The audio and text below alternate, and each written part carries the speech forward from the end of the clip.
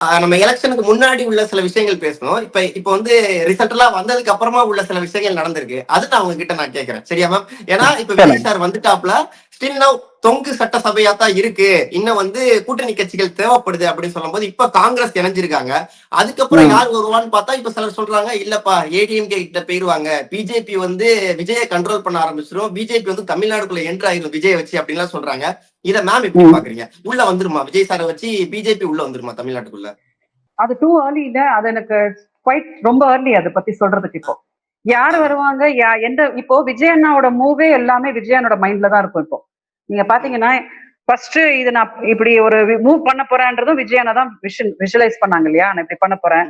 அப்புறம் யாரு கூடயும் அவங்க கூட்டணி போல, அதுவும் விஜய் அண்ணாவோட விஷயம் தான். யாரு கூடயும் நான் சேரக்கூடாது அப்படின்னு ஒரு நாங்க தனியா போட்டி போட போறோம் அப்படின்றது விஜய் அண்ணாவோட முடிவா இருந்துச்சு. இப்போ அது இப்போ தேவைப்படுது, டெஃபினெட்லி அவங்களுக்கு தேவைப்படுது.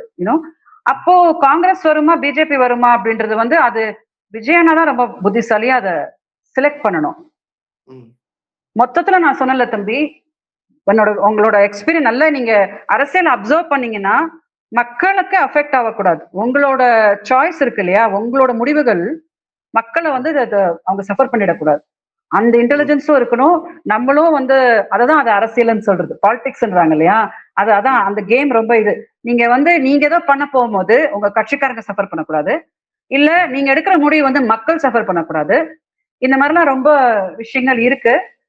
அது பிஜேபி வரக்கூடாது தமிழ்நாட்டுக்குள்ள அப்படின்னு நான் சொல்ல மாட்டேன். ஏன்னா அவங்க இப்போ இந்தியாவை ஆண்டுட்டு இருக்கிற கட்சி அது.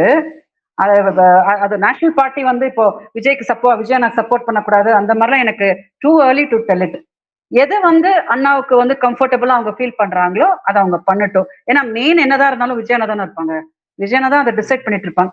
பட் பிஜேபி எடுத்துருமா பண்ணிடுமா இந்த விஷயங்கள் அப்படின்னு பார்த்தா அது விஜயனாவோட இன்டெலிஜென்ஸ் மேல போகும். விஜயனா எப்படி எக்ஸிக்யூட் பண்றாங்க அப்படின்றது மேல அது போகும்.